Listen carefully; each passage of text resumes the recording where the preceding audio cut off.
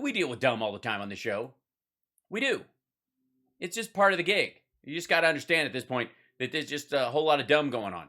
And in this particular case, there's a lot of inverse shoveling going on for Candace Owens. After she interviewed Trump, he stepped on a rake, and then she tried to pry the rake off of his forehead, and his foot was still on it. When she let go, it hit him in the face again. Kind of caught her under the chin, apparently, as well. It was just a big mess, but a joy for us to watch. We'll hold on one second. Open the chat room so I can see you guys in there. Hi, thanks. Somewhere in time. Happy Tuesday to you as well. Tara, thank you for redeeming the ad time. Yo, Adrian, thank you for doing it. Professor Funbags, thank you for doing it. I love beans. I loves beans. Thank you for doing it as well. Now, so much goodness. Okay, so she was Candace Owens does some of her shortest, most pointless interviews on Tucker. I don't know if this is the whole segment. This is what they posted. This is Candace Owens. Who are the media lying for? This is from when she was on Tucker. This is their own channel. This is their own clip. I did not edit it, cut it down. I do not know what's in it. It will be a big surprise for you and for me and for Baby Makes Three. And who are the media lying for? I've got a deep state, George Soros, Biden because someone else is running the White House. Is that what we're doing? Is that where this is going? We'll find out. Candace Owens is the host. Oh, hold on. Oh, wait. There's a fill-in. Even she's shocked. Why are you looking at me like that? What are you upset about? What? Candace, did you watch my takedown of your interview with Trump? Is that why you're upset? Or is she just looking over the monitor and realizing that Tucker's got a fill-in tonight? Like, who's this dude? Of Candace, and she joins me now. So Candace, set me straight on this. Wait. What? Hold on. I gotta move this. Biden has made no effort to unify this country. Yeah, it's just like Obama. Like, he knows that, people are sensitive to the idea of black dudes. So why can't he just stop being black for a minute and try to unify the country under this weird idea that can he pretend? Can he be half white for a week or two during his presidency? Maybe the second term. Couldn't he have just done half white? It would have made it so much easier on all of us. The panic attack that was going on in this situation. Yeah. No, but that is indeed, hold on one second. That is indeed the Chiron. This gives us some idea of what we're in for. Because for all of Donald Trump's presidency, they used vulgar and insults against him. And here you have one guy. Vulgar and insults. They used vulgar and insults against him. I think what she means is the hashtag fuck Trump. An electrician from Oregon who says, let's go, Brandon, and the left loses their mind. Well, it was on a Christmas call with children present, and the president had just wished him a Merry Christmas. And I don't think we're losing our minds. We're like, fuck off. Did you guys really panic about this? Did anybody watch this and go, oh God, how dare he? Who is this madman? And tear up the floorboards and stop the beating of his hideous old heart. Yeah, and the irony of the coverage about this is that Let's Go Brandon, the chant arose because of America feeling that it was a referendum on the mainstream media. The mainstream media is constantly lying about Americans. And so in response to this, you have the mainstream media who is going after this man and completely lying about him and what the chant represents, trying to make it something much more sinister and vile than it is. In reality, it's just America saying the mainstream media lies and we don't like this president. And No, it's the sandbag for the golden idol of fuck Joe Biden. That's what it means. That's what it meant to this dude. She knows that's what it means. And this is where they were and what they were doing. They were doing the NORAD Santa Claus tracker for children, and this fucker calls in and goes, fuck Joe Biden to his face on a phone call with other kids. This has nothing to do with the media. Do it at a fucking NASCAR rally. Nobody gives a shit. The dude just wished you a Merry Christmas with children on the line with you, and you're like, yeah, let's go, Brandon. Fuck you, buddy. Merry Christmas. Fuck you, buddy. Right after Don Jr. was like, I don't know, this whole turn the other cheek thing is for assholes. To ask yourself at this point, who are they lying for, right? We know they're lying. They know they're lying. Everyone around the world knows. Fuck you. What are they lying about? What? That the dude said that? That he just said it right after after Biden said Merry Christmas? What lie?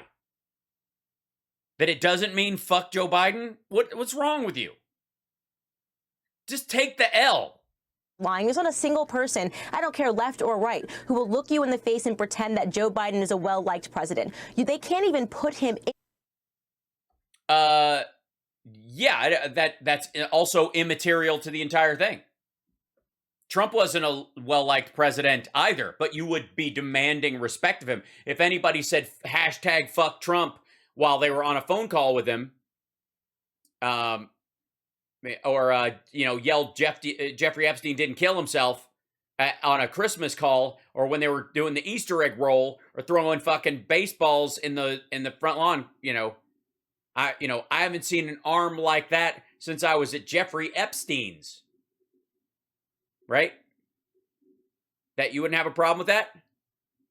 Because even as bad as Biden's numbers are, they're better than Trump's. And they're on their way up. Oh, no. Public. They put him behind screens. He gets the questions in advance because there's nowhere he can go. There's no state. Hi, again, what the fuck does this have to do?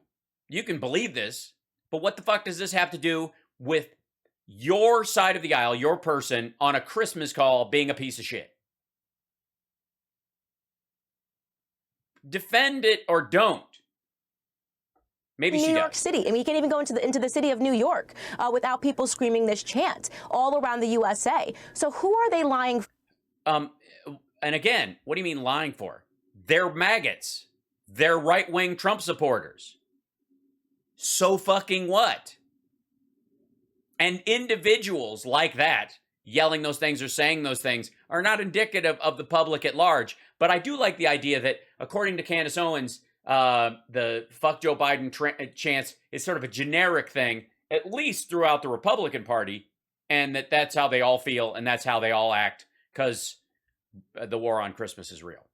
At the end of the day, what I think is happening, and the reason why they reacted so viciously, is because they're angry. I think there was an element of them that...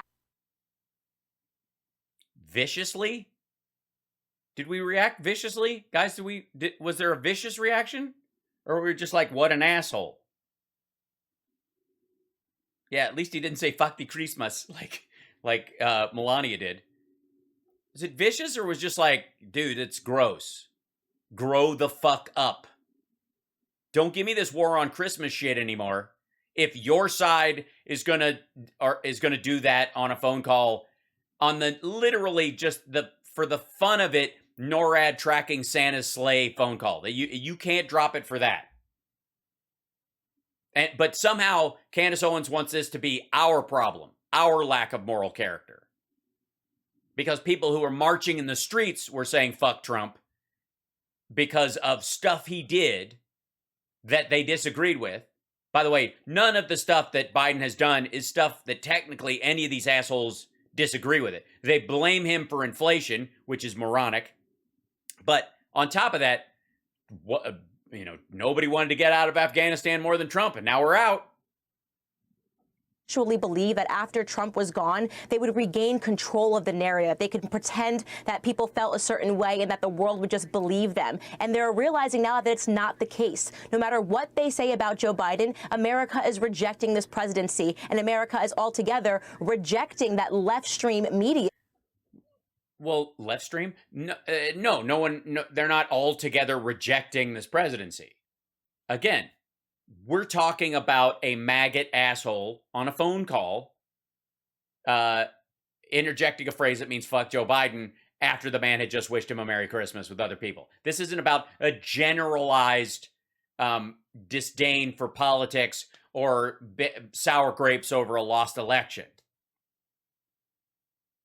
But please continue to defend people like that as if they are normal, because to your side of the aisle, they are.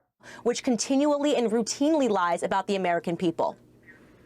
Well, Again, she said that like 3 times. Continually lies about the American people. I'm not quite sure what she's referring to. We'll find out. I would say they're rejecting the policies because those policies have been utterly catastrophic for their livelihoods and their families and their kitchen tables. But I got to tell you, in a moment of yes, the utterly catastrophic for the unemployment figure coming down to 4.3 now. A million more jobs added this year than were even expected. The stock market just hit 36K again. The value of your house, if you own a house, congratulations. Feeling a father's heart. When I saw the video, I got to tell you, I felt a little bit sad, and I'm being honest about that because, I don't know if Joe Biden, was never told what Let's Go Brandon means, or if he knows exactly what it means. He's just not going to get offended by it because he got bigger fish to fry. They talked about it in the White House. He knows what it is. Just because he doesn't get, if he really knew, he'd be all broken up about it. Why isn't he all broken up about it? Why isn't he freaking out? He's supposed to freak out. He didn't. And I agree. Let's go, Brandon. Good for Brandon. Like, he shrugged it off. That's the most upsetting thing for these folks. Got what it means, but there he repeated the line, and it shows that he's just not all with it, I think. Or he's not all with your petty insults. He doesn't give a fuck. Yeah, people hold that perspective. You look at Joe Biden, you think this is elder abuse, and you think, personally, shame on Joe Biden for allowing this to happen. I would never allow my... Yes, shame on Jill Biden for allowing this to happen. It's elder abuse. Yelling "fuck you" to him basically on a Christmas call, that's not elder abuse. How does Jill Biden allow him to be on a phone call with maggots? This is just... Why didn't you just beat him with reeds? And if he was losing his cognitive discipline, I would never allow him to go on TV or to pretend that he's running for president, as we all... His cognitive discipline. Kinky. Try to hide them, but this is a power... Does she mean cognitive faculties? Huh? Family. My perspective personally is that when they sat down, they decided to run as a family, especially when you read Hunter Biden's laptop text messages, which the mainstream media tried to lie about, right, and hide the left stream media. The left stream media, adorable. But what Hunter Biden laptop? There is none. There is no Hunter Biden laptop. Fuck you. Move on. Done. That he understood what he was doing. He knows what his mental state is. And when he has moments of clarity, he knows that this is a farce of a presidency, and he continues to go on anyways. So I grant him no exceptions and no excuses. No exception, Candace. But Wait, yes, hold on 1 second. So let me get this straight, if I may, ma'am. It's elder abuse because Joe Biden allowed him to run for president. And it's... and I suppose also because they put him on a phone call with strangers who might yell awful shit. And that's just normal because his presidency is unpopular, not because maggots are rude pricks and they're still burned about the election last year that they lost so spectacularly. No. It's Jill Biden's fault for putting him up there and subjecting him to this abuse. But he has moments of clarity while he's, obviously being destroyed by this woman. So I don't give him any quarter because in the middle of his moments of clarity, he's a whole person and he should quit or something.